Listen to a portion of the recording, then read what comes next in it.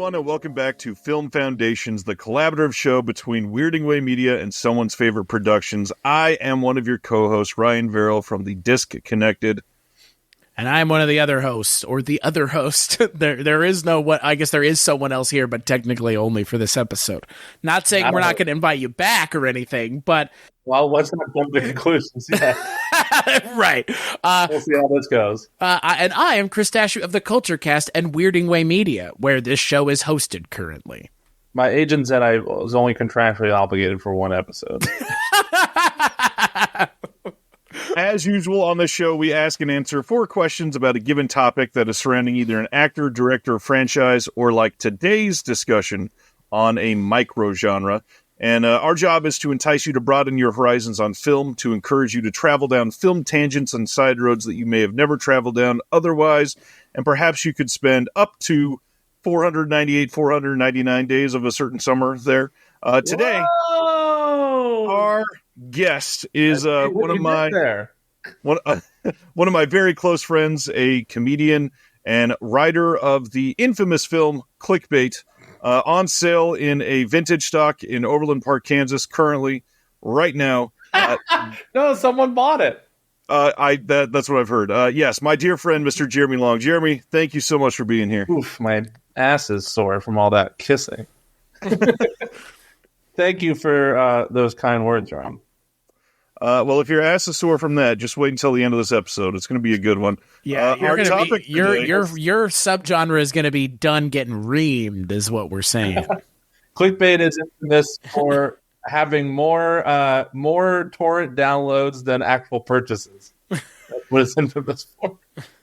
Well, and part of that is because Netflix had to go out and make a series with the exact same title. Oh, yeah. Clickbait is infamous for getting confused for the Netflix series starring Zoe Kazan, who will be a prime topic of today's discussion.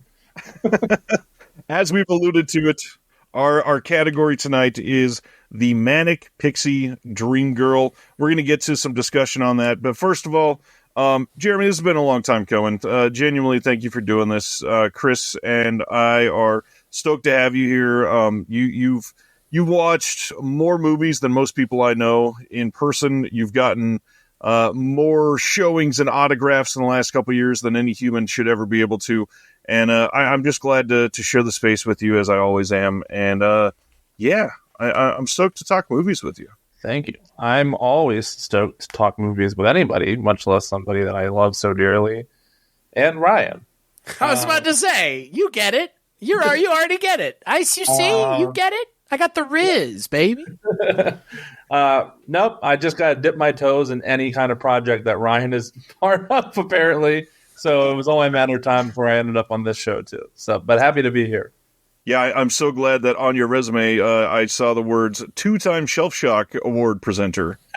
And frequent disconnected guest. And then way at the bottom, after, part-time bird watcher, is clickbait writer that nobody cares about. Which was already like 8 lines below he was cut out of an episode of Mom on CBS. That's true. And can be seen in the background with his shoes off of Jack Reacher. Go on. I'm just so intrigued about the shoes. Anyways, Manic Pixie Dream Girls. Let's dive into this. What is what's the love for this topic for you? And for those that have maybe heard this idea before but don't know what it actually is, do you have a way to define this? Yeah, so I took a copious amount of notes from both my own personal knowledge of the genre and the term that's been part of the zeitgeist now since originally coined, as well as a little extra research I did where I found out actually quite a bit about the topic that I wasn't familiar with already, which I was shocked by. Why does it interest me? I don't know. I guess I'm the target audience for that genre because I'm a sad, pathetic, sad sack, hopeless romantic kind of guy who is looking for a Manic Pixie Dream Girl. Therefore, somehow, whether subconsciously or consciously, those films with this microgenre, as we're calling it, have become like my top films of all time, including things like Eternal Sunshine of the Spotless Mind, Scott Pilgrim versus the World, 500 Days of Summer, etc. I found out in my research, this is quite interesting actually, and I'll tell you why, that the term was coined by then AV Club writer Nathan Rabin, which the reason that is so interesting to me, that pertains nothing to this topic whatsoever, but I'll share a side story, is that Nathan Rabin is a name that I recognized immediately. Obviously, there's tons of people that write for AV, so he could have been anybody, but he's since then, because this was in 2007 that he first coined the term in an article, he has since then become pretty well known in the Weird Al fandom circles because he's released several books on Weird Al, including the Weird Al coloring book and Weird the Book, which is like a kind of biography type of thing. I think he's now put out like 3 or 4 books about Weird Al of various topics and sizes. And I own them all because I own anything Weird Al related. But that's a topic for another show. So I'm very familiar with Nathan Rabin and was not aware until doing research for this show that he's the one who coined this term. So he coined it back in 2007 when he was writing a piece for AV Club called My Year of Flops, about flop movies that flopped. Great book, by the way. It's a book? Yeah, it's a book. I mean, I'm assuming it's just a compilation of all of the reviews that he did. I mean, I've read the book. I'm assuming that that's from the website it came that. But yeah, he wrote a book all about it. Oh, interesting. That's good to know. I might check that out as well because I've come to like his writing. So he coined the term in reference to the film that actually came out in 2005, Elizabethtown, starring Orlando Bloom and Kirsten Dunst. So in a way, Kirsten Dunst is kind of the OG or original Manic Pixie Dream Girl.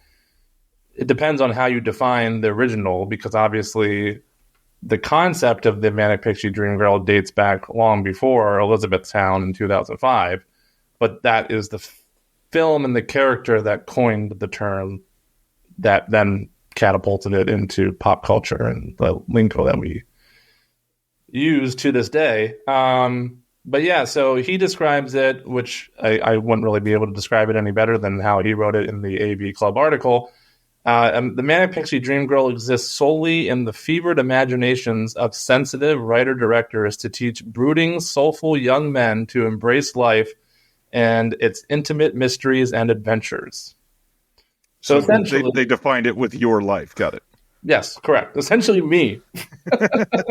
I love how by that definition, I feel like, and I don't know if anyone's ever made this connection, and I'll be the first person to make it.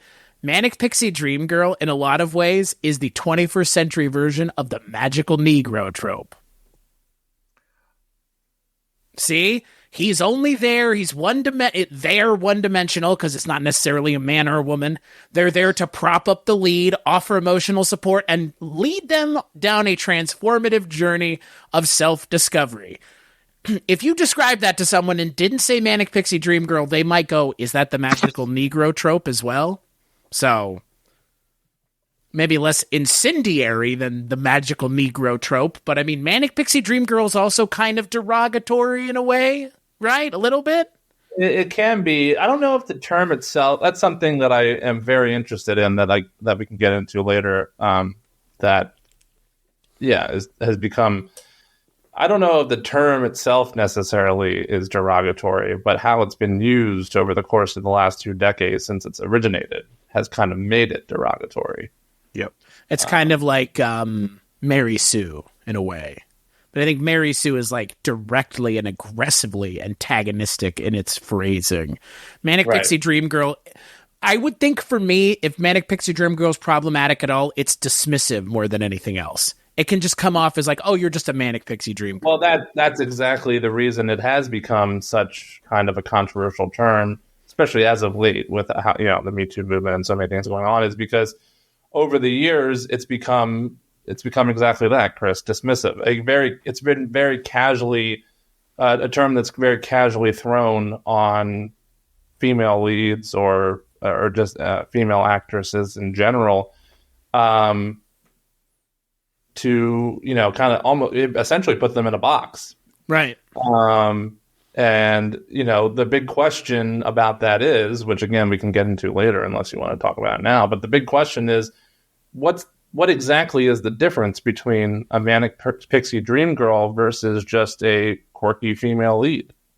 Label. The label. That's it. I mean, Nathan Rabin himself. I'm burning through my notes faster than I expected. He really kind of denounced the term, and obviously it's become I don't know. I wouldn't call it a hot button issue necessarily. There's so many things that are certainly taken way more seriously than the term manic pixie dream girl, but it has been something that's been in discussion in terms of being considered dismissive or sexist. Or misogynistic over the last couple of years. And, John Green, the novelist, who that term was applied to really both of his films, Fault in Our Stars and whatever the heck the other one is. Paper Towns? Yes, specifically Paper Towns.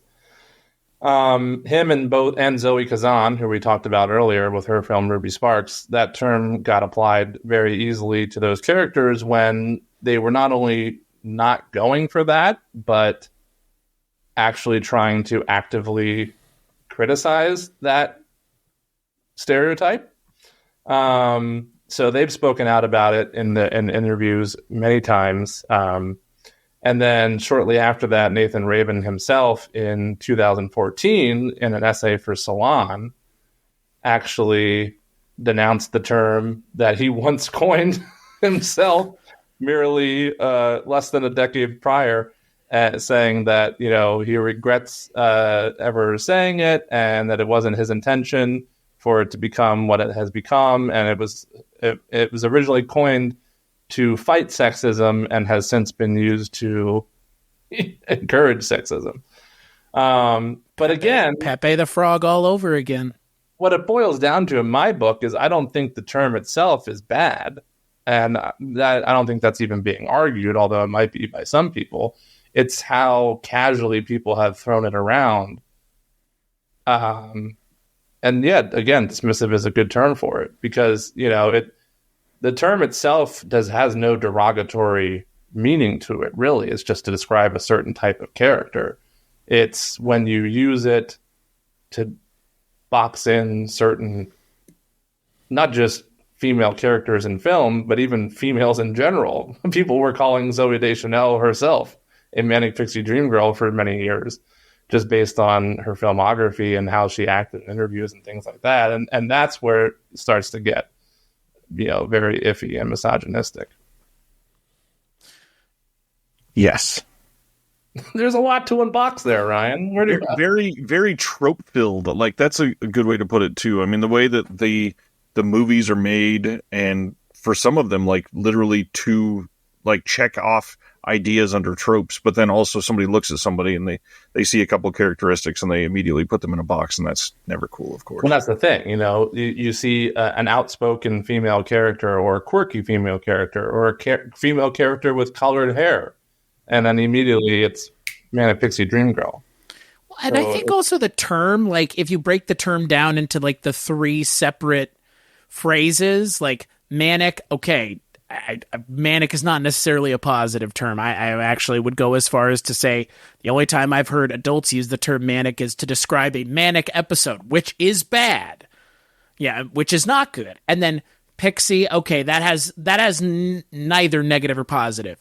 But then Dream Girl, again, I think also if you go to the idea of calling a woman a Manic Pixie Dream Girl, you're also, like we've also mentioned, the dehumanization of it, but also the de-agifying of it to make them, again, girl, which implies less autonomy than a woman has, Sure. which again, not my place to argue that because I am not part of that conversation in the way that someone should be able to talk about it, aka a woman, not three fucking white guys. Even though I'm gay, it doesn't matter. But to your point, like, I think it's more, I don't think anyone's sitting and going manic is a bad term and we don't like it. It's just, it's the whole thing. Yeah, I mean, obviously, a manic episode is not good. I think, Right. obviously, in this definition, it's used to be very outgoing. Which is and- not what that's not what manic is. Like, Yeah, I think I do think that's what it's kind of leaning more towards in this particular definition. But I agree with you. right, it's the quirky thing. Dream girl, aside from the girl aspect that you just referenced, is also a bit neutral. And by that, I mean, to call someone your dream girl is not necessarily a negative thing. And in fact, it could possibly be flattering, but it's also, from a psychological standpoint, not a healthy perspective to have. Right. Obsession. Kind of the whole, part of why this term spiraled out of control is this ideology that a person, namely a woman, can just solve all your problems and then you're just completely fine, which is so very far from the truth. But that's kind of what has the structure that has been formulated in these films that we would label Manic Pixie Dream Girl. It's like is deification, almost placing on the pedestal. Yeah, it is really, because it's a sad sack loner loser type of male protagonist who has nothing really going for them, and then this Manic Pixie Dream Girl comes along, and over the course of the film, suddenly opens them up, and all their problems are solved, and they just come, embrace it, and there they come out of this experience ready to embrace all of life's challenges and idiosyncrasies as if nothing was ever wrong, and that's just not the way life works. And but it's a movie, because movies don't have to be the way life works. But I think that's part of the reason where some people have drawn the line between this fictionalized version of a woman created by a writer versus real life, where people are often now using the term Manic Pixie Dream Girl in real life to describe real people. Are you saying that some of the characters that are described as Manic Pixie Dream Girls wouldn't pass the Bechdel test? Is that what you're saying? I mean, it's so weird to be talking about this in a way, because again, like, it is in a lot of ways, and I'm not trying to be dismissive here. I'm trying to be dismissive of the phrase, but like, it is such a nothing burger of a phrase. Like, to get upset about it is to get upset about something that there are a lot worse transgressive things being done in Hollywood towards women that have nothing to do with. And again, look, the way I look at Manic Pixie Dream Girl movies is it's a movie about a guy chasing after a woman, and that's the focus of the movie. I mean, that's most romantic comedies in a lot of ways of like a certain time period. That was the exact thing. And so it's like, well, is every woman in those movies a Manic Pixie Dream Girl? No, not necessarily, but some of them might have been like... Yeah, I mean, that's the topic of conversation. You're exactly right, because like I said earlier, what's the difference between, a Manic Pixie Dream Girl versus just a quirky female character in a film? Is Sandra Bullock in Missed Congeniality a Manic Pixie Dream Girl? I don't know. I mean, in doing this research, they labeled things like Barbara Streisand and What's Up Doc as a Manic Pixie Dream Girl. And it's like, I don't know, because in one hand, yes, she's kind of doing the trope of that term in saving Ryan O'Neal's character from being all miserable and depressed. But at the same time, that's a full-fledged comedy. I mean, a lot of the films we're talking about, 500 Days of Summer, Eternal Sunshine of the Spotless Mind, Garden State, etc., Elizabethtown, where it was originally coined, are romantic dramas more so than rom-coms. Right. What's Up, Doc is a full-fledged comedy. It's the job of those characters and the writers to be quirky and over-the-top and ridiculous. Does that qualify them as a Manic Pixie Dream Girl? It's a very fine line. And, of course, the term itself, as we already discussed, is really arbitrary. I mean, the reason it's gotten, whether negative or positive press is because it happened to be coined by a writer who was pretty substantial, by a magazine that was fairly substantial, and it picked up steam and became part of the vernacular and pop culture. But the term itself is arbitrary. I mean, some guy came up with it to describe one character in one movie, and suddenly it latched on and people are using, you know what I mean? Right. So I do agree with you, Chris, that it's not really necessarily something to be upset over or to get that agitated over, really, in my book. And the backlash that's caused is kind of a little ridiculous, and there are way more important things, especially in the Hollywood system, to be upset and argue about than this one term. Obviously, in my choosing of it, I never even expected to be having this conversation necessarily.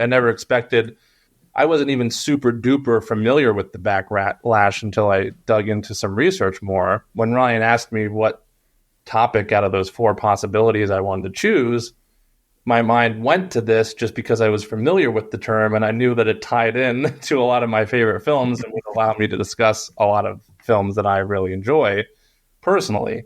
And then, of course, upon doing some research, I realized, this is has a lot of backstory to it, this term and this whole trope.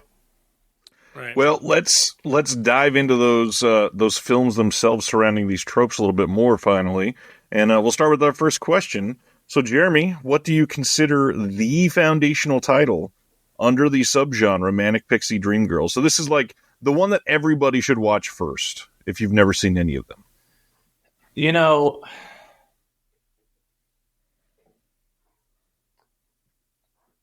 the easy answer would be, here's why this is a tough question. What I believe... So my favorite film of all time is Eternal Sunshine of the Spotless Mind. I'm wearing the shirt. It's just a very important film to me for a lot of reasons that we don't have to get into. But the point is, it's one of the most well-known Manic Pixie Dream Girl films.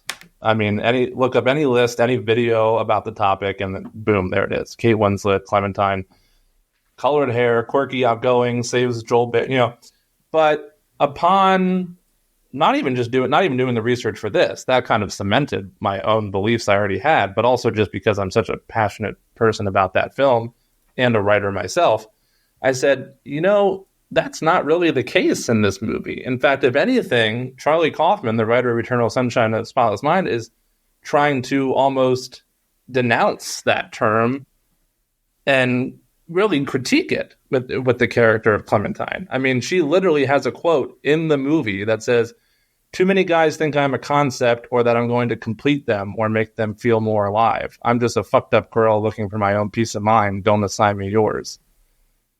He literally puts that in there saying, no, that's not who this character is. Don't. And this is before the term was even coined. That term came about in 2007 when Nathan wrote that review. Eternal Sunshine came out in 2004. So before this term even existed and that term was applied to this film so heavily and almost aggressively, Charlie Kaufman was already trying to denounce that viewpoint right. of the female character in this type of film. So I almost can't say that that's the seminal film to watch in this microgenre, to answer your question, despite it being my favorite film of all time, and what many would consider possibly one of the number one, certainly in the top 3 of the Manic Pixie Dream Girl subgenre, if you look it up on Google or really any kind of outlet. So my answer, I think, despite it being the easy way out, would just be Elizabethtown, because I think that does quantify this term more aptly than something like Eternal Sunshine of the Spotless Mind, and it's what coined the term. So why not go to the source? So that's what coined it. For anybody that hasn't seen it, why don't you tell us about Elizabethtown? I haven't seen it in a long time, but it's about Orlando Bloom, who is this character that we've already discussed, a very sad sack, kind of depressed. His dad just died and he's flying to Elizabethtown to bury his ashes, his hometown, and he meets Kirsten Dunst's character on the plane, and she's exactly what we described as a Manic Pixie Dream Girl, this kind of almost non-existent, overly friendly, quirky, passionate, over the top type of girl, who just so happens to randomly strike up a conversation with him on the plane. That's another common trope of this microgenre, is that the male protagonist never initiates the conversation. It's always the Manic Pixie Dream Girl who approaches this brooding male protagonist and starts randomly a conversation with them that leads down this whole road of his life being changed forever. And that's essentially the plot of the movie, and then from there it just proceeds as any kind of romantic film would. Rom-com. Have you seen Elizabethtown, Chris? I haven't. Well, but But you've seen it. I've seen it. I've seen it, but I haven't seen it because I've seen Eternal Sunshine of a Spotless. Well, no, I haven't seen that. I've seen 500 Days of Summer. That's what I've seen, which is that's a pretty good example. Again, well, 500 Days is another prime example. Right. I would say if I'm kind of taking Eternal Sunshine out of the bucket of films based on the reasons I explained earlier, I would say arguably the top three would be Elizabethtown, 500 Days of Summer, and Garden State. Honestly, though, even Garden State is another really good example, by the way. But even 500 Days of Summer is arguably not, because really it's another film that's very much, it has all the same tropes that you would expect from a romantic comedy, a Manic Pixie Dream Girl type of role, genre. But the whole plot, really, the subtext of that film that we learn towards the end of the film is that he's an idiot. He's an idiot, but he's overlooking the character of Summer, Zooey Deschanel. Yeah. She's not uplifting and fulfilling all of his hopes and dreams and making him this magically better person by the end of the film. He's overlooking her inner dialogue and her whole purpose in life and just completely bulldozing over it because that's his character, is this person who doesn't really know what he wants and is taking her for granted. And it's funny. I don't know. It's as I was going down this rabbit hole and doing research for this microgenre, I've learned that almost every film that is at the top of the list of Manic Pixie Dream Girl films can almost be broken down to almost going against that trope in a way. Same thing with Ruby Sparks. Ruby Sparks, one of my all-time favorite films, written by Zoe Kazan, starring her and Paul Dano. She's also literally almost almost to a crazy degree going critiquing the trope within the film, to the point where there's a quote in that movie where Chris Mencina's character says to Paul Dano, "Quirky, messy women whose problems only make them endearing are not real." Which is literally the trope of the Manic Pixie Dream Girl. They are not. That is the thing. That's the reality of these movies. They are not. Right? At all. They are not. They are exhausting, is what they are. For some people, for me, that's, that's what but have you actually been around one of these people? That's my question. No, because they don't exist. I would contend that they do exist, but they exist in the way that you've mentioned, which is they're real, but they're really a lot. And again, it's not cute when someone doesn't know how to manage their money and gets kicked out of their apartment and all kinds of shit. That's not cute. It's not fun. But but if it's a Manic Pixie Dream Girl, then it is fun. And it's the person that I have my answer, but my answer. Well, no, you're right. That's kind of the trope of the whole subgenre or microgenre, or whatever you want to call it, is that, listen, we're talking about movies here. That's the other thing that I keep emphasizing, is that these are fabricated worlds. Right. You're right. It's not cute. It may not be necessarily endearing to the majority of people in real life, but it works. Majority of people, brother, it's a 99%, and there's a 1% of people that the 1% are those people. In that 1% corner, in case any Manic Pixie Dream Girls are watching this. Oh boy, I'm just throwing my hat into the ring. You know where to find. So one thing I was going to say for this is we talked about the idea of like a manic. What that meant in terms of these movies earlier. And I think this is the thing that we need to hit a little harder on this is manic. Nobody's saying Manic Pixie Dream Girl, meaning like they have manic episodes. It's literally like they're flighty. And Chris, you used the term quirky. I think we lean on that in the cute way, but it's more like insufferable. Well, in real life, they would be insufferable. Right. Right. And they're not. And in some of these movies, it is still that way. Like Zoe Deschanel in Yes Man is insufferable in a way where you can't live your life saying yes to everything, literally. And so in her role where she's acting, the one saying yes to everything. No, but she's the one that encourages that. And she's an enabler. Exactly. And she's like, come on, you can do it, whatever. But it's that sort of attitude that drives that Manic Pixie Dream Girl trope-filled journey through what ends up not being super great. But my answer for this first one, and I'm going to tack it on before Chris answers because you already mentioned it. I want to go through 500 Days of Summer because it is my answer. Right. And I understand that it's against the idea of this, and that's kind of why I want to do this, because this and Eternal Sunshine are both, I don't want to say they don't fit the tropes, because they do hit a lot of the same boxes, but they're subversive to the tropes. And to me, that makes both of those more interesting films. Oh, they're films that I get more out of them than these other ones, of course, and I know that you agree, but I want to make sure that it's on the record, essentially. Put it on the record. I've talked enough. Keep going. 500 Days of Summer specifically is so accessible to everybody because the two main characters are like, they don't, especially initially, they don't come across as insufferable or adult. It's until later in the film when you're like, wait, she's just literally saying exactly what she wants, and he's literally ignoring every single thing she's saying. Right. What is happening here? But they do check all of those trope-filled boxes to get the same feeling conveyed about Manic Pixie Dream Girl films to you, the viewer, for 65% of that movie. And then you wake up and go, well, shit.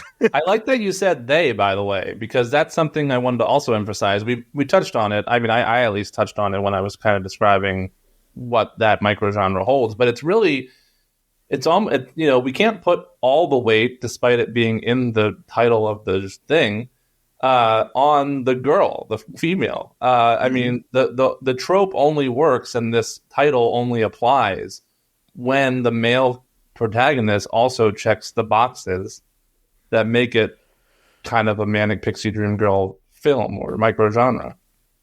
They've got to be a sad sack. You got to be a sad sack. Elizabethtown doesn't work if Orlando Bloom isn't sad. Yeah, fair. Yeah, because then he's like, get away from me, crazy lady. I'm happy. Who are you? I'm happy. And you are attractive, but not for me. But off-putting. Chris, why don't you tell us, what do you think is the foundational title for Manic Pixie Dream Girl films? I'm disappointed in both of you for not picking this movie or even mentioning this movie. I get why, because it might be on my list. It's probably on your. Knowing you as little as I do, but clearly that the effusiveness with which you speak about films, I'm sure this is on your list. But for me, there is only one movie that I think of when I really go to Manic Pixie Dream Girl, and I think for me, it's like this is one of the original like kinds of these movies that I saw. Annie Hall, Woody Allen, Diane Keaton. She's like the OG Manic Pixie Dream Girl. Like, la-di-da, la-di-da. That right there. Like, that line is all you need. To know about the Manic Pixie Dream Girl. And again, like, she doesn't have the pixie haircut, but she embodies that pixie energy. I'll have you know that it was on my list, and it's a good example. However, by the way, two things of note. One is in doing my research, and I would agree with this, especially given the loose definitions of actual Manic Pixie Dream Girl films that we've been discussing here, rather than how heavily it's applied elsewhere throughout pop culture. They've dated it back all the way to the 30s with Bringing Up Baby, Katharine Hepburn's character to Cary Grant's character in that film, which upon a rewatch, I would not argue with. So I think that might be the earliest example. It's certainly the earliest example I found, or that other people have found and notated. But Annie Hall is certainly, obviously, also one of the earliest examples, I would agree.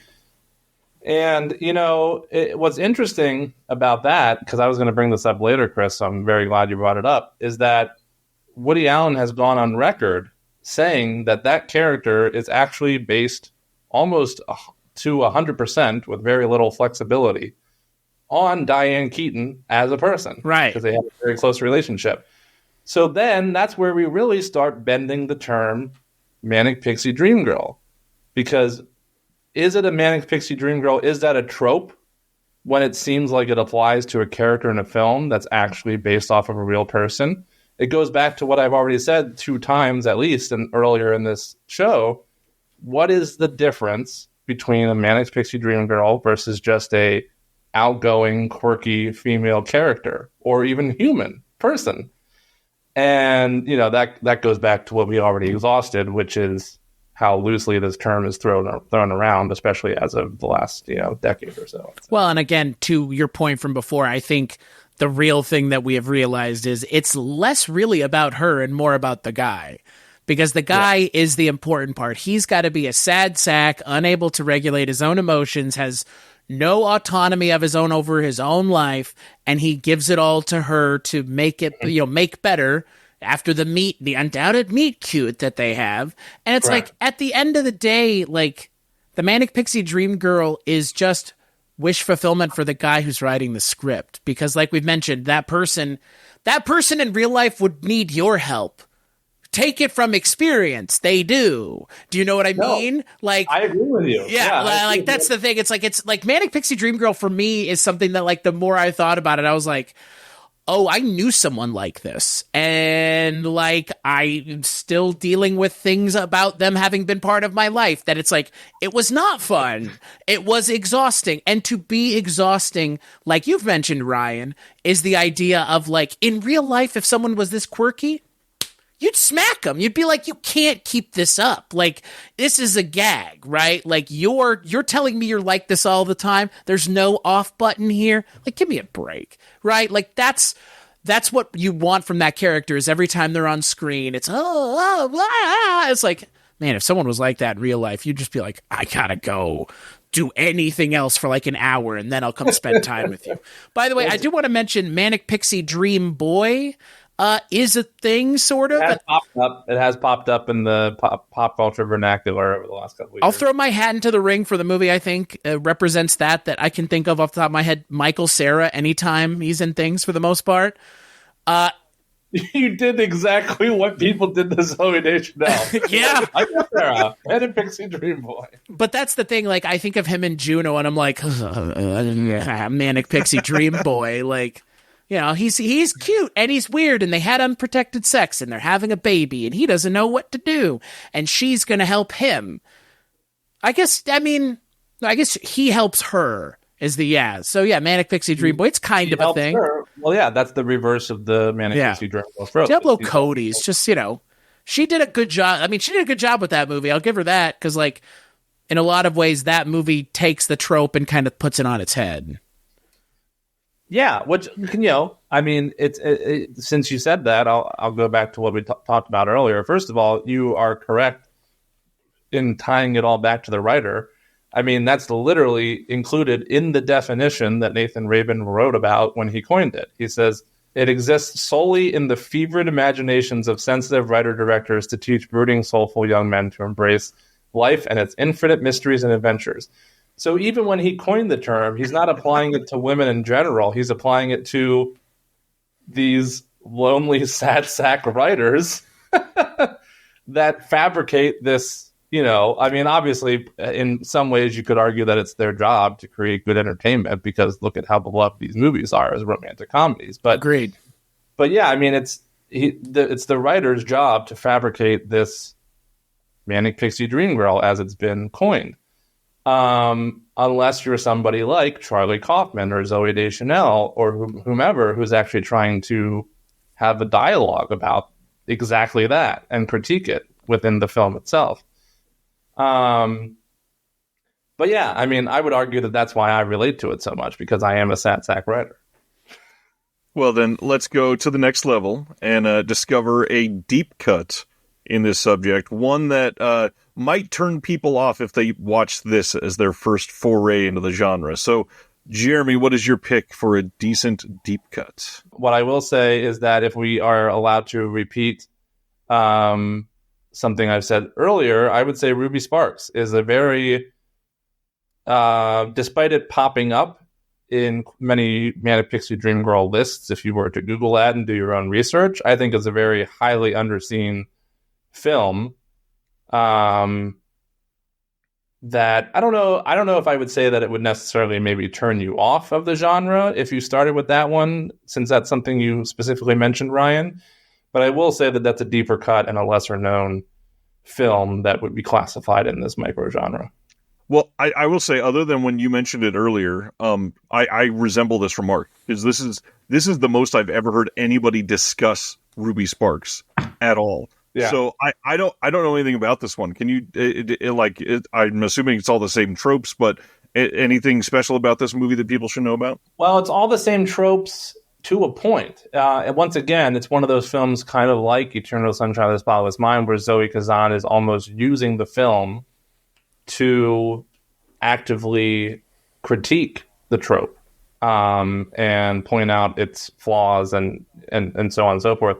The film itself is about a writer, go figure, Paul Dano's character, who is indeed a lonely sad sack, and had a big book that was huge when he was in his late teens that kind of made him this big, well-known writer, and hasn't really been able to write anything worthwhile since, and goes to see a therapist played by Elliot Gould, has no real friends besides his brother and his dog, and his therapist gives him the assignment to write about somebody who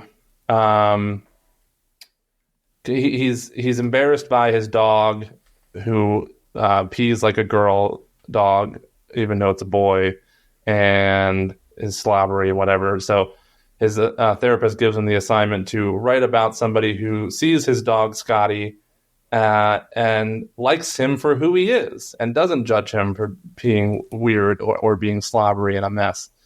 And so upon doing this assignment, he comes up with this fictional girl, literally writing the Manic Pixie Dream Girl within the film, and names her Ruby Sparks, comes up with this whole backstory for her. And then suddenly, little by little, she becomes alive and is a real person in his life that he is dating. And he discovers that whatever he writes about her becomes true in real life. And then it's a slippery slope from that point on, because he swears that he's not going to write anything more about her and that she's perfect and that she's his dream girl, hence the definition. But as we soon discover, that isn't always the case when you're coming up with a fabricated, idealistic, perfect woman that has no emotions or personality of their own other than what you wrote for them. So it's really deconstructing the genre while somehow being classified within the genre at the same time. It reminds me a lot about a film I loved with Will Ferrell called Stranger Than Fiction. Sure.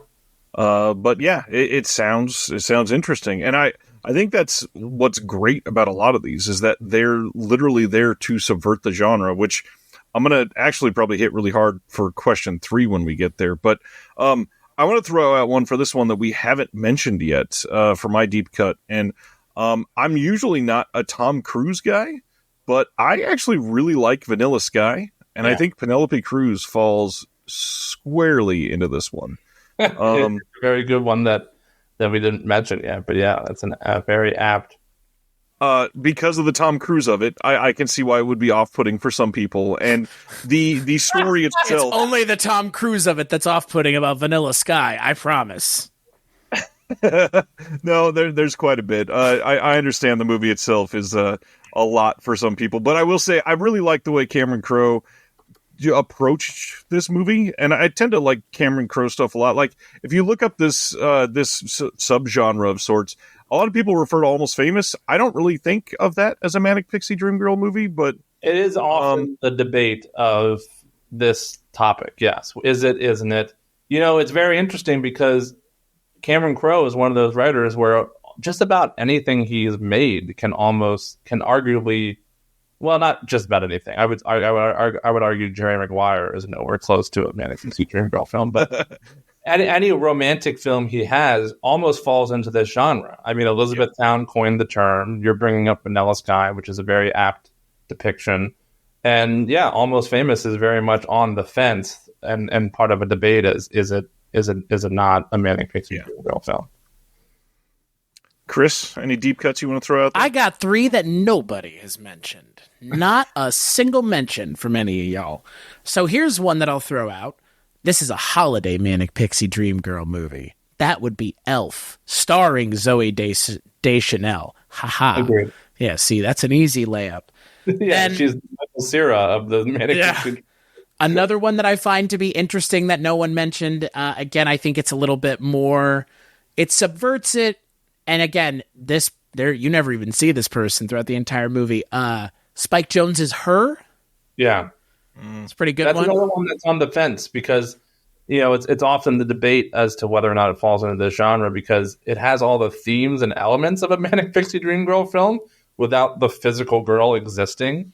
But because it's played by a very attractive actress, Scarlett Johansson, it then, in the minds of people, is like, oh, this fits into the genre now. Well, I would even go as far as also to say the idea of like he is making her the way he wants her to be too by just interacting with her is kind of, again, going to the idea of the Manic Pixie Dream Girl. But the one that I think for me, now this is a movie that I love a lot, and it has Paul Dano in it as well. And again, nobody's mentioned it, so I'll take the opportunity to mention The Girl Next Door, the Elisha Cuthbert movie, where she plays a Manic Pixie Dream Girl who's a porn star. But I mean, again, very little a character of her own in the movie, exists as kind of a plot device more than a character.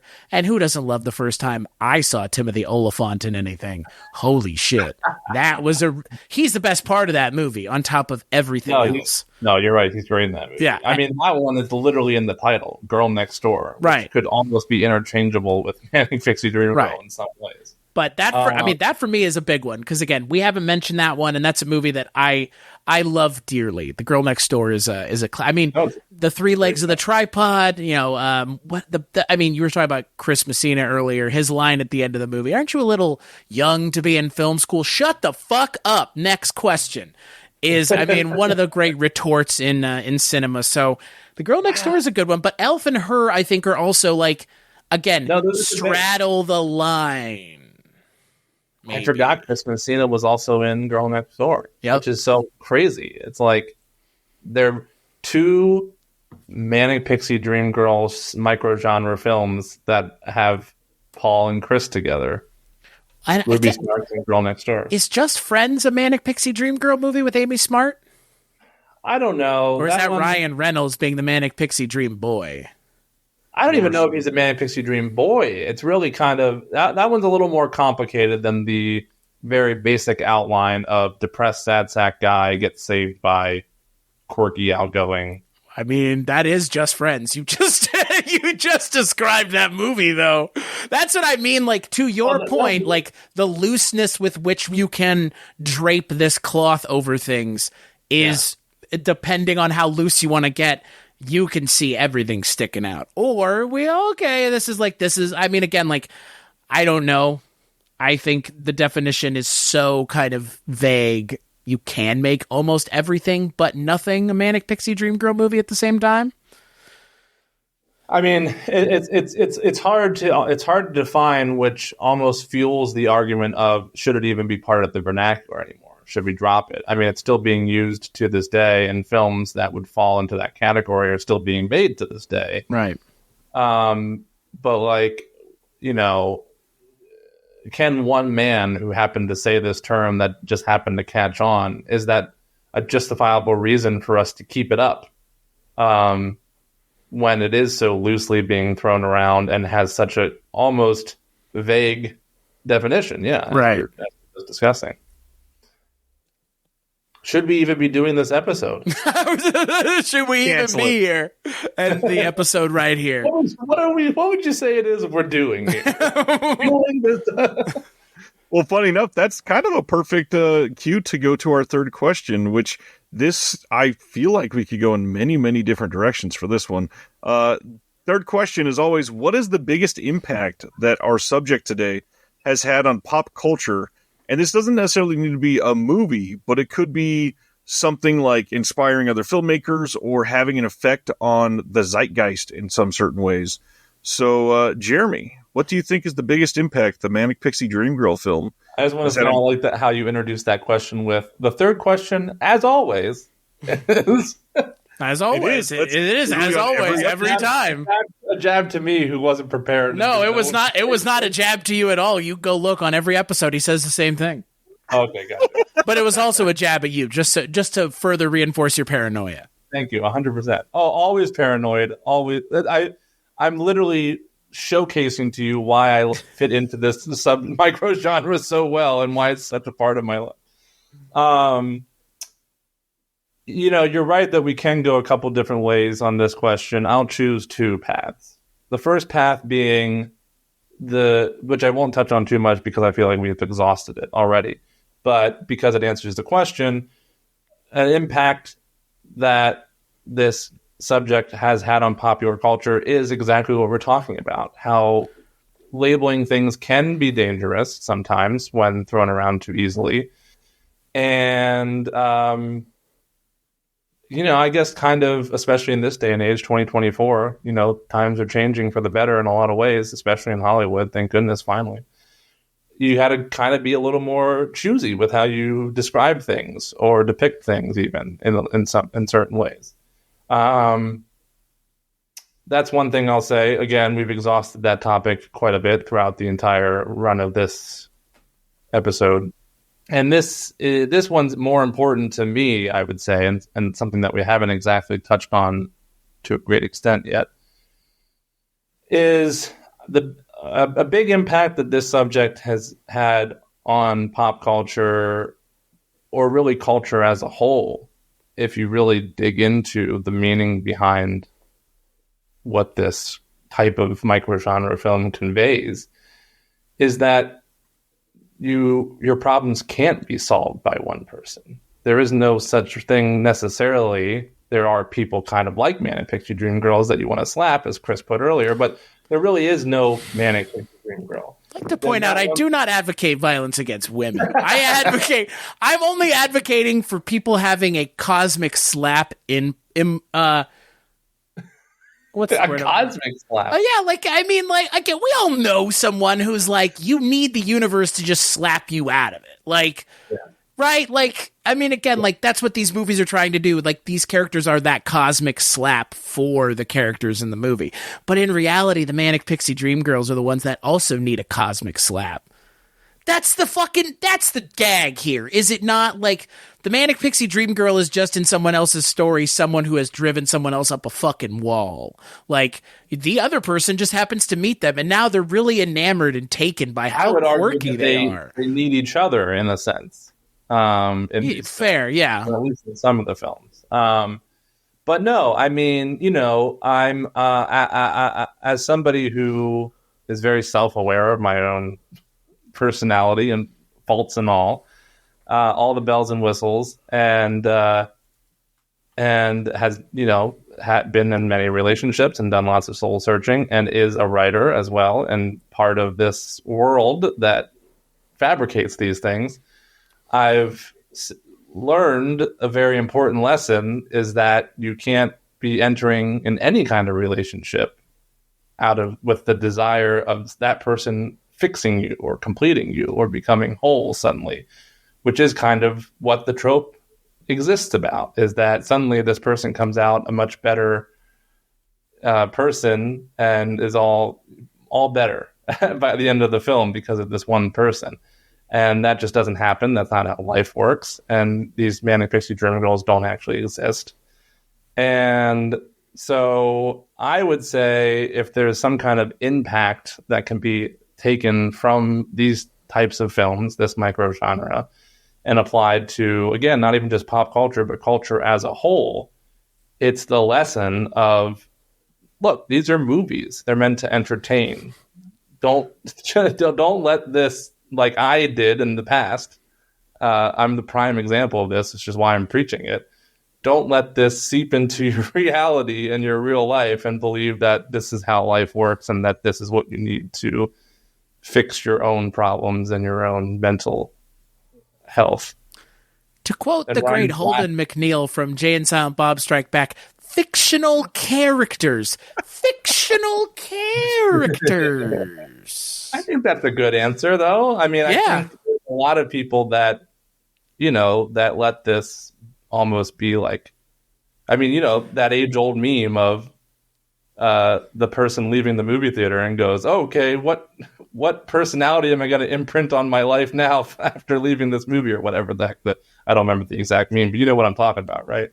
The guy leaves the theater. I don't know if you're referring to me because I giggled right there a little bit. But what I was getting at, I was going to have Chris answer first because I didn't want to make this depressing. But now that you've kind of already stepped into the arena, the way that I love this genre is because most of the ones that I love, like I already mentioned, are the ones that subvert the whole idea of this one person is fixing it and blah, blah, blah, whatever. But my big thing is that when you deconstruct those films specifically, like 500 Days of Summer, very much so, and some on Eternal Sunshine, these are kind of like anti-incel movies at heart. Thank you for mentioning the word.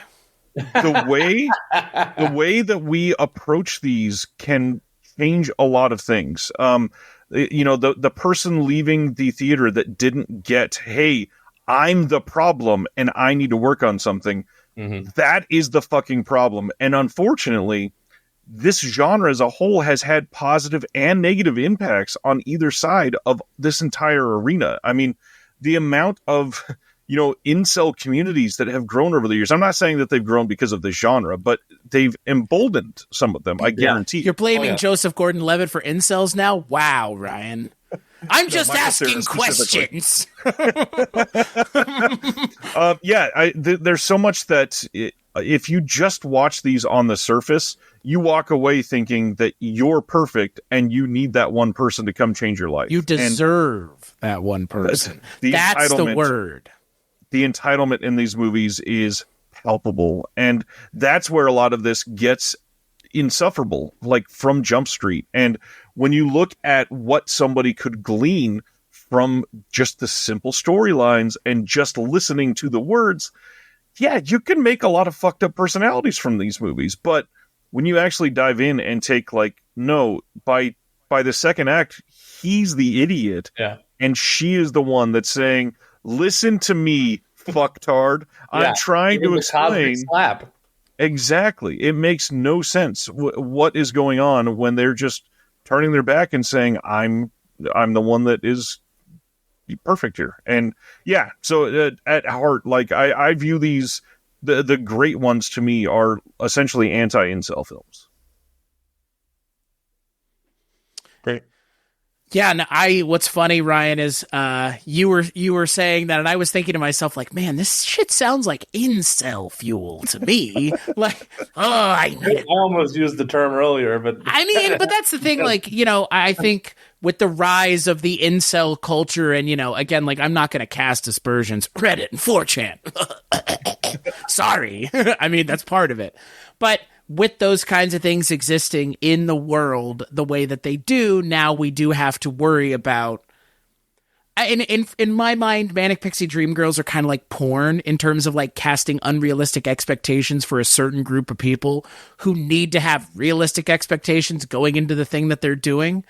because if not, bad things come out of that, like Ryan already mentioned. But to get away from the negative, because for the most part I try to be a positive person, but to return to the negative personally,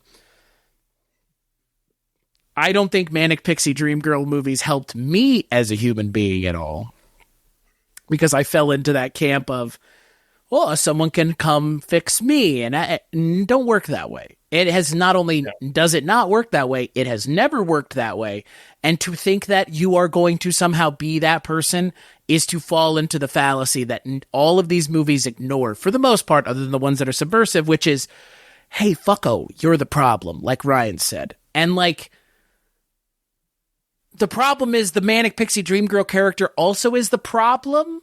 It's just the movie never acknowledges it because they're a plot device, never a character. I mean, what you described, Jeremy, every time you've read Nathan Rabin's quote is, or Raban, because I'd like to believe he's from the Dune universe. Every time you read that quote, all I can think is the person that's being described here also needs help. But they never get it. In none of these movies, for the most part, is the Manic Pixie Dream Girl the one that's like sat down and like, stop it. Come on, like anything, right, just stop. Like, just stop being yourself for 2 seconds and realize that the person that you are is a problem. And they never had that conversation in the movie because, again, like with 500 Days of Summer, by the end of the movie, she's out of his life and he's learned. But he learned because he listened in that movie. And that's the thing. If you know a Manic Pixie Dream Girl in real life, likelihood that they listen, pretty low. Likelihood that they're going to change your life, pretty low. The likelihood that they will need you to help them, pretty high. So it's very weird because in reality, Manic Pixie Dream Girl stories are reversed. Normally this person is in your life and you're the one needing to help them, not them helping. Someone who doesn't have their shit together is not going to help someone else who doesn't have their shit together. That's not how this works, folks. And it's just setting unrealistic expectations, I think, is the problem with Manic Pixie Dream Girls, because the term now can label anything and everything, and now those movies that don't deserve it, that weren't part of it, also get labeled as well. Yeah. And that diminishes everything. And putting labels on stuff sucks anyways. So it does. Fuck that. Well, funny enough, that's what the whole genre is, that line specifically. Right. Most of these movies are just guys putting attributes and labels on women that they shouldn't. That's the entire epitome of all of this. Yeah, literally. This person is XYZ and this, and then they're going to save me. And that's not how life works. I'd argue that the real life relationships with the Manic Pixie Dream Girl, as Chris said, the reverse, you're helping them. I'd argue it's really a codependent relationship. You'd be correct in arguing that. As someone who's been in them. Yeah, I mean, again, like, I don't like admitting that, but part of this is like, I've been there, I've done that, and it sucks. And so it's like, if anything, listen to me when I say this is not the fun fucking Zoe Deschanel, Annie Hall, boiling lobsters and chasing you around the kitchen with them. Like, it's a kind of exhausting that is hard to describe, because every time you think there is no depths that can be sunk to, we find that there's ground beneath the barrel. And that's the kind of person Manic Pixie Dream Girl is in real life. So Unrealistic expectations all the way down. I'd agree with you. And I think, some combination really of all three of our answers is the best answer to question number 3, which is don't let these become your reality. And really in modern age, sure, there's a lot of films, even within the last couple of years, that still fall into this kind of generic Manic Pixie Dream Girl microgenre, but there's so many more films, I'd argue, that are trying to do exactly what Ryan said, which is subvert that genre and critique that genre and make a point about how you can't just do that. All the things we're saying. And that's something positive and a positive impact that can come out of this, I would say. It's one of the reasons why I love how so many of these don't have cliche happy endings. So many of them are just, they walk away and go in different directions. And that's how it should be. But again, the people that miss the point on these don't view that as they both weren't right for each other and they both need to find that right person. or that's how they do view it. It's just that, like they had a missed opportunity essentially, and now they need to find that other right person that will fix both of them, instead of just they're both just failures and we need to stop this. Like, wake up, this is ridiculous. No, it is the children who are wrong. I could go into specific examples too of how the endings of certain one of these films that people try to squeeze into this category do indeed subvert that, just how you were explaining, Ryan. But at the same time, I wouldn't want to spoil endings for anybody who hasn't seen some of these films. Because Eternal Sunshine and Ruby Sparks, and even Her, that Chris brought up earlier, really do purposefully and deliberately subvert the expectations of what the box that people are throwing these films in the Manic Pixie Dream Girl genre. Well, and I think having a realistic ending helps with the expectation setting and destruction, like to make it, again, like if you take the wrong thing away from it, I can't help you, but pray to God you don't, and hope to God that the filmmaker has done enough to get you to the point they want to get you to. Because at the end of Annie Hall, that is the point. It's like they were never going to be right for each other, and that's okay. Like, some people grow together, some people grow apart, and some people were just never going to grow together as it was to begin with. And that's life. And, romantic comedies and rom-coms and not rom-coms, just normal, straight romantic movies, I have a problem with them the same reason I have a problem with this, because, again, it's like it never has the honest conversation. Forgetting Sarah Marshall is probably my favorite romantic movie of all time because it is realistic in the way it portrays that aspect of relationships. And at the end, it says exactly what we're saying, which is like, life is messy, nothing is easy, it's rarely straightforward. And on top of everything else, if your expectations are that any one of those things is not going to be the case, fucking check them at the door. Because you're, again, being conditioned by things that are not doing you a service, they're doing you a disservice. I mean, I agree 100%, especially with how unrealistic, romantic films in general, for the most part, are. Probably 80%, if not more. Talk about, Ryan and I were just talking about this the other day, so I'll bring it up because I've been rewatching it just because we were talking about it the other day. And it's a show, not a movie, so a little bit out of the realm here, but talk about something that really accurately depicts relationships and codependency and all the things that we're talking about realistically. Love, the show Love. If you haven't watched it, does an expert job of showing you all the trials, tribulations, ups and downs, pros and cons of actually being in a relationship with somebody, more so than any rom-com ever has. I agree. Yeah, it's really well made. Ties really well into question number 4 that I now know what it is, because Ryan, do you want to say it? Because we've already said the answer, really. Well, yeah, let's do it. What is a cinematic bridge to the subject that we are discussing of Manic Pixie Dream Girls? So essentially, what is something that somebody listening to this, if they find themselves having never seen any of the movies that we're discussing, what is something that they may already be into that could clue them in that they would enjoy these? The answer is the rom-com. The rom-com is the broader, more appealing, I'd argue, and more popular version of the Manic Pixie Dream Girl microgenre. Because, I mean, not all rom-coms are Manic Pixie Dream Girl films, and not all Manic Pixie Dream Girl films are rom-coms. Many of them are just straight-up dramas. Eternal Sunshine, for example. Something like 500 Days of Summer is kind of more leaning on the rom-com realm. But they cross bridges very often, but they're not mutually exclusive. But I would argue that, look at how many rom-coms come out every year. I mean, and, most of them are just very generic. And, but to use a term that Ryan hates, they're kind of my guilty pleasure. And I go into rom-coms all the time, essentially predicting the end. And 99% of the time I'm right, because they are so stereotypical and cookie cutter with their plot lines and tropes. but that's what some cinema viewers love. I mean, you go to the movies to escape, and it doesn't matter how predictable it is for people who don't critique films as much as somebody like I do.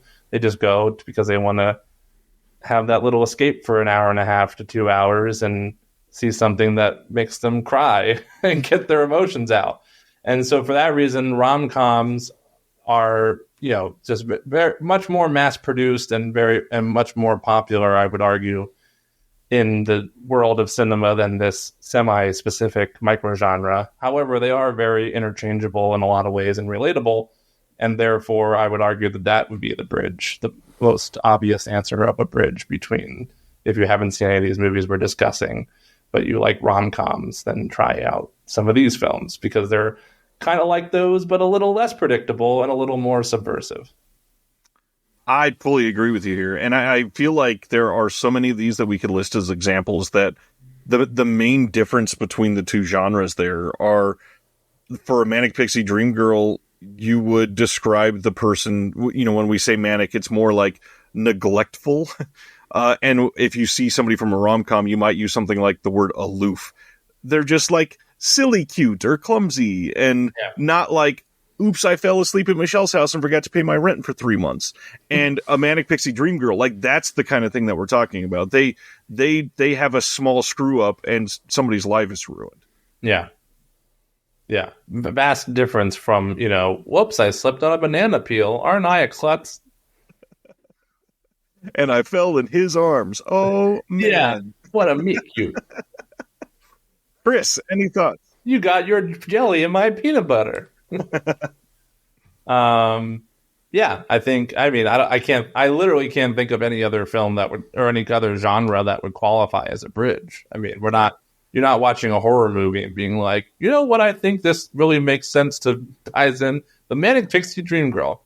I mean, some Manic Pixie Dream Girl films, if you break them down, are kind of horror. I was going to say my answer is kind of a specific kind of horror movie that there isn't a lot of, which is like single white female, where it's kind of a person, again, like, for me, that's my point. Like, that's kind of what I've been driving at up until this point, is like, if you just take a step to the right and look at these a different way, like, these are horror movies. Like, it's a horror movie.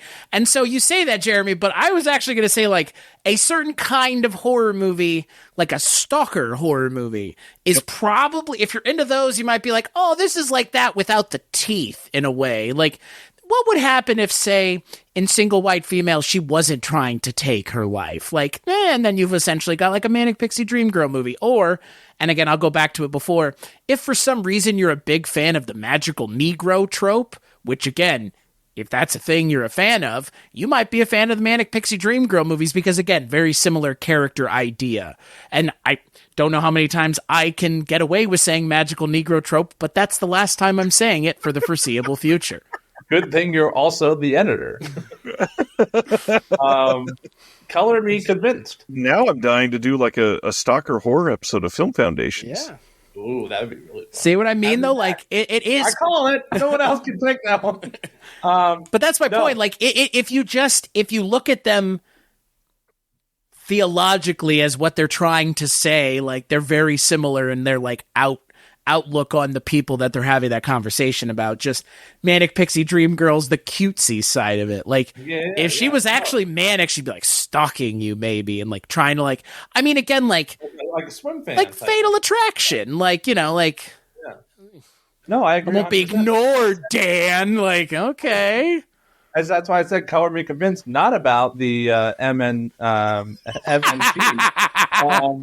But about your comparison to this. I was in my head, I was just trying to make the point of going completely out of left field and saying something. But look, I sit down in this comfy rolling chair, corrected, because something like my point was saying, like, if you're like a big fan of Dwayne "The Rock" Johnson movies, that's not really a bridge to Manic Pixie Dream Girls. I was trying to go completely in the opposite direction, but here I landed on a genre that you so aptly kind of did tie into as a bridge. If you had said Dwayne The Rock Johnson, I would not have been able to tie it, just so you know. There's no world where I'm like, well, The Rock is a very emotional man in his film. Did you see Jungle Cruise? Did you see Skyscraper? He really is a sad sack when you really look at him. Yeah, he really is the Manic Pixie Dream Boy of Skyscraper. The thought of Skyscraper. Can someone try and take Skyscraper and remake it into a Manic Pixie Dream Girl film with the exact same plot? Wow. No, I think that's a good. Yeah, I like that answer, Chris. Thank you. Bravo. On that note, I think we covered this pretty damn well tonight. I'm very excited to hear what people think Would you about say it's your favorite episode? To put me on the spot? No. Damn it, Ryan. Then I guess you got to have me back for the Stalker episode, and I'll at least know the 4 questions. But see, here's the thing: I can just edit it so when you ask Ryan, he just goes yes. Yeah, you pull a yes. Yeah, yes. Ryan, can we just get a clean cut of you saying yes? Anyways, Jeremy, anything that you want to tell everybody about? Something to check out that you've worked on? I'm working on a new script, but I mean, there's nothing really to promote at this stage. Is it a Manic Pixie Dream Girl movie? That's the real question. It is not. That would tie in way too well, but it is not. But maybe I should change too it. Personal.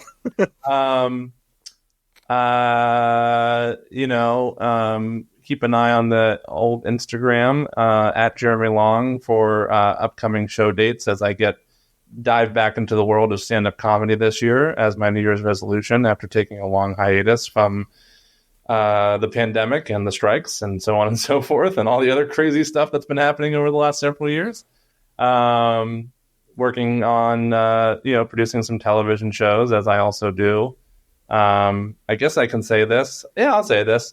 Look for a show, Roller Jam, coming to Max. I almost said HBO Max, but it's just Max. Coming to Max in the fall, Roller Jam. Working on producing that one, and doing things with Ryan in the background. And I'm sure you'll find me on The Disconnected again sometime soon. And I'm sure. Ryan and I are going to be on another podcast coming up soon too. So that's another thing I'm doing. So, my answer turned from no to quite a few things. There you go. That podcast episode will be out months before this one goes out. So I will say check out Jeremy and I on the Imprint Cast because we talk about a really good movie over there too. So if you like us jabbering about this, you probably like that. Yes. And I will say follow Jeremy's Instagram. It's a fun one, seeing some of the people that he interacts with on a random happenstance Thursday night in front of a movie theater. It's always exciting. But then you'll get all of the updates for when he's on my show or on The Disconnected. So give him a follow. You'll get He's a good follow. You'll get updates on everything. You'll get updates on the TV shows that I'm producing, on the shows I'm doing, including Ryan's show, and pictures of my cat. Chris, anything you want to tell the listeners about? You can find me at weirdingwaymedia.com, which is the podcast network that I co-founded, and it's award-winning as well because last year, 80s TV Ladies won 3 podcast awards at the Podcast Awards show. So that's where you can go to find this show and so many other shows that I produce or work on or record or have a hand in or anything, weirdingwaymedia.com. My fingerprints are all over it. Sticky as fuck, as they would say. Ryan, what about you? Where can people find the things that you work on? Hopefully not as sticky as mine. Well, by the time this goes up... yeah, or maybe more sticky. Who knows? By the time this goes up, you can go to the disconnected.com. You'll find links to all of my shows, including all of the shows on the Someone's Favorite Productions podcast network, which is not an award-winning podcast network. But the other big thing, you'll be able to see a lot of the physical media releases that we've been working on, including links to purchase all of them. It's a busy life, but very happy to be working with some incredible people, including Chris Dashew, including Jeremy Long. Thank you both for doing this, and everybody for listening. As usual, I do want to say, please check out the next episode, rate the podcast wherever you get it, and continue to push the boundaries of your interest in film.